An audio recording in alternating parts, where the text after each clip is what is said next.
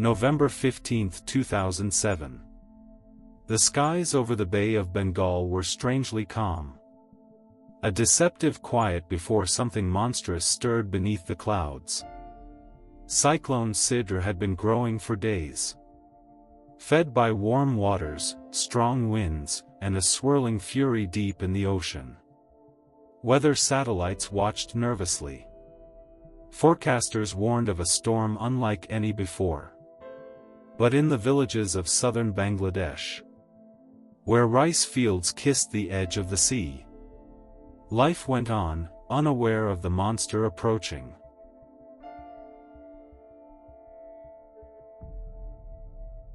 At exactly 6 p.m., Cyclone Sidr slammed into the coast with winds over 240 kilometers per hour, 150 miles per hour. It wasn't just a storm. It was apocalyptic. Waves, 15 feet high, crashed through towns. Wooden homes were torn from the ground like paper. Palm trees twisted in the wind and snapped in half. Boats were lifted like toys, then hurled onto dry land or smashed into splinters. The storm surge swallowed entire villages. People ran, cried, prayed. But for many, there was nowhere to run.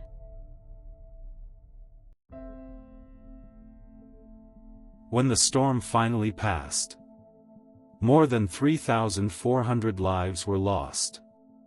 And some estimates say the number was far higher. Thousands of children were orphaned. Hundreds of thousands of homes were destroyed. Entire communities vanished overnight. Crops were destroyed. Livestock drowned. Electricity and clean water were wiped out across huge regions. But amidst the rubble and ruin, the people of Bangladesh began to do what they had always done. They started to rebuild.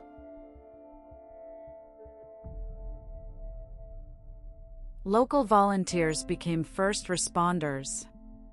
Villagers dug through debris with their bare hands. Doctors treated the wounded under tarps and in flooded schoolhouses. International aid came pouring in. The Bangladesh Army, Red Crescent, and organizations like UNICEF set up relief camps, bringing food, water, and medicine to survivors. And yet, the true heroes were the people who had lost everything, but still helped their neighbors survive. A mother who held on to her children in waist-deep water. A fisherman who tied people to trees to stop them from being washed away. A teacher who sheltered 30 students in a concrete schoolroom through the night.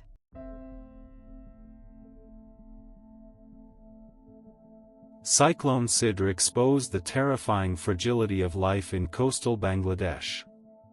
But it also revealed the strength, resilience, and unity of its people. In the years since, Bangladesh has invested heavily in early warning systems, concrete storm shelters, reforestation of protective mangroves, community disaster training. Because they know another storm will come. But they also know now how to fight back.